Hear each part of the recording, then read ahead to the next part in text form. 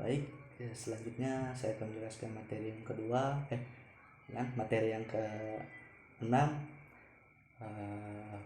mengenai klausa dan kalimat.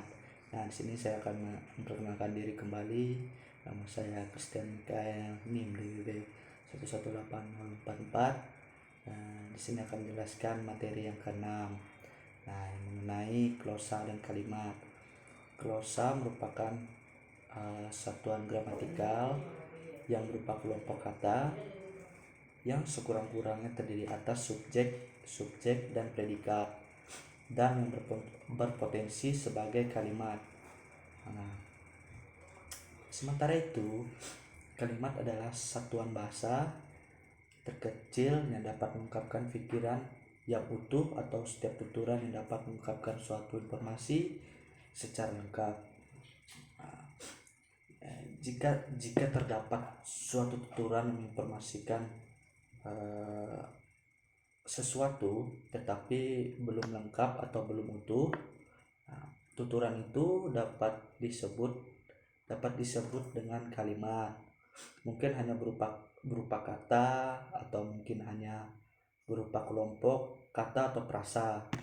Ciri lain tuturan disebut kalimat adalah adanya predikat di dalam tuturan tersebut. Agar mudah memahami perbedaan klausa dan kalimat, dalam bentuk lisan kalimat tandai dengan alunan titik nada,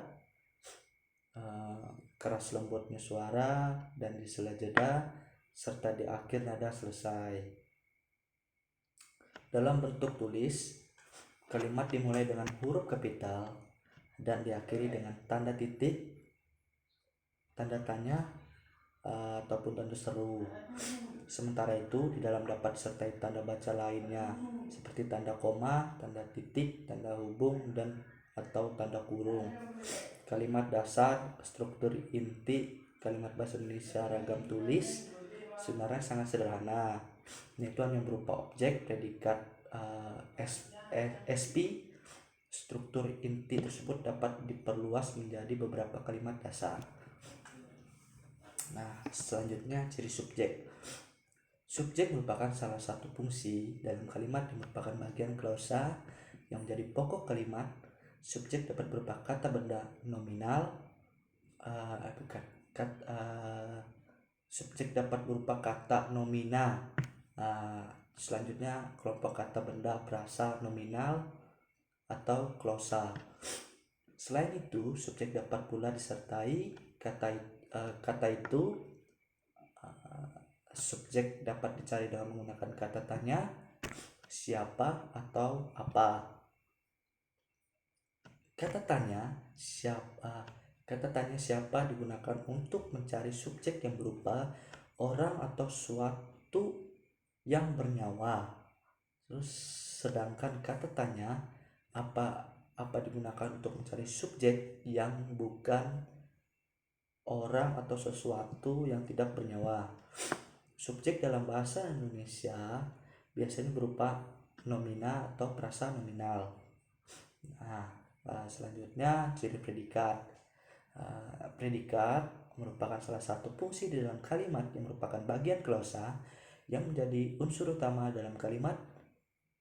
Predikat dalam bahasa Indonesia dapat berupa kata kerja, verba, atau kelompok kata kerja, frasa verbal. Kata sifat adjektival atau kelompok kata sifat frasa adjektival, atau kata benda nomina atau kata benda frasa nominal. Nah, letak predikat lazimnya berada di sebelah kanan predikat. Nah, selanjutnya yang keempat, ciri objek. Objek merupakan salah satu fungsi di dalam kalimat yang hadirannya bergantung pada jenis predikatnya. Jika predikat bukan berupa verba transitif, objek tidak hadir atau tidak muncul di dalam kalimat tersebut. Kalimat tak berobjek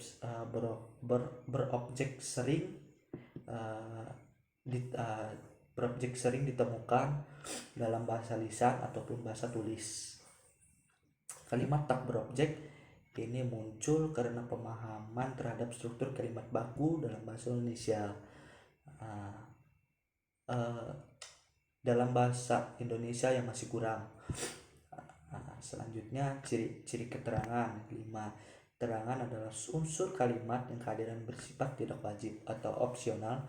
Keterangan dapat berupa frasa nominal, frasa numeral, berupa frasa profesional,